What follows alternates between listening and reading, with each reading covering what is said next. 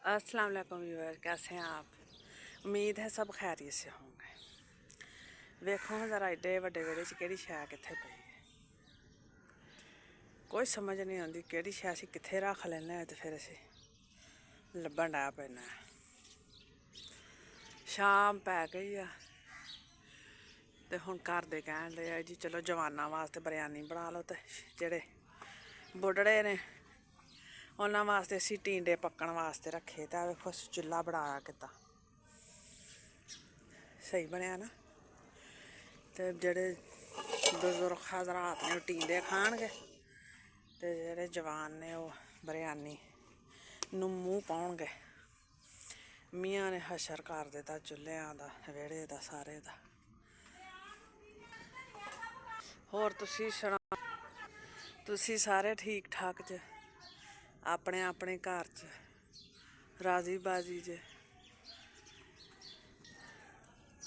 सब तो जरूरी है इंसान दा इंसान नूं एह् पुच्छना कि तुसीं रोटी पानी खाद्धा, कोई परेशानी तो नहीं है, कोई तकलीफ तो नहीं है। मैं तुहाडी की मदद कर सकदा वां जां तुहाडी की मदद कर सकदी आं जां की खिदमत कर सकदी। असीं ते घर आए परौह्ने नूं नहीं बुलांदे, असीं ते कहने आं एह् क्यों वेह्ड़ा वाड़ा आया। असीं ओनूं कदी भी नहीं कहंदे कि असीं तुहाडी होर की खिदमत कर सकदे।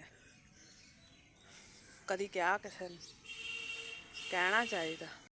जे असीं कह नहीं सकदे ते फिर की फायदा है? सारा कुछ ढिड्ड च पा के मिट्टी दी ढेरी च लै जाना, की फायदा होना?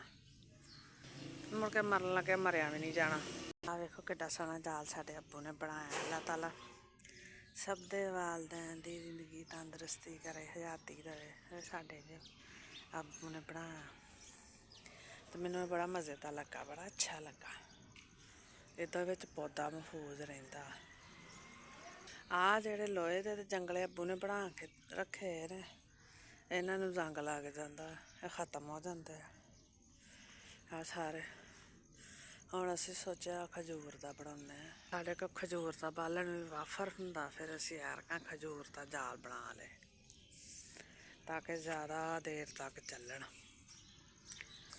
अज्ज असीं सोचेआ कि अज्ज असीं तुहाडे नाल इद्धर उद्धर दियां मार लैन्ने। ओह् वेखो मखीर लग्गा, किते तुसीं बोर ही ना होए हो लैक्चर सुन सुन के। स्कूटरां आह्ले बड़ा तंग करदे आ। असीं शैह्र च पैह्लें रैह्ने होन्ने, साढ़े लागों दी मोटरसाइकल लंघ ते साढ़ा कोने ते घर सी। ते जदों साढ़े मुंडे ने सौ जाना ना, ओह् सकून नाल सौन दारदी सी। ते जदों स्कूटर उन्नै बाजार चों निकलना ते असीं स्कूटर वाले ने डक डक कहना भ्रा हौली नगाएओ, साढ़ा मुंडा सुत्ता फिर उठ के रोंदा। ते ओह् फिर कहंदे सी म्हल्ले आह्ले कि भैन तूं ते वक्त नूं ही पई ऐ। बमार भी रहिंदा सीगा, छोटा सी ते असीं बड़े ही तंग। साढ़ा कोने ते घर हुंदा सी। कोने ते घर होवे ते दो बजार लगदे, ते दो बजार वाले जेह्ड़े ओह् बड़े तंग हुंदे। इक ओह् इक मसीत दे लाग्गे जिन्हां दा घर स्पीकरां च ऐलान करी जाणगे ते पैहे मंगी जाणगे बस।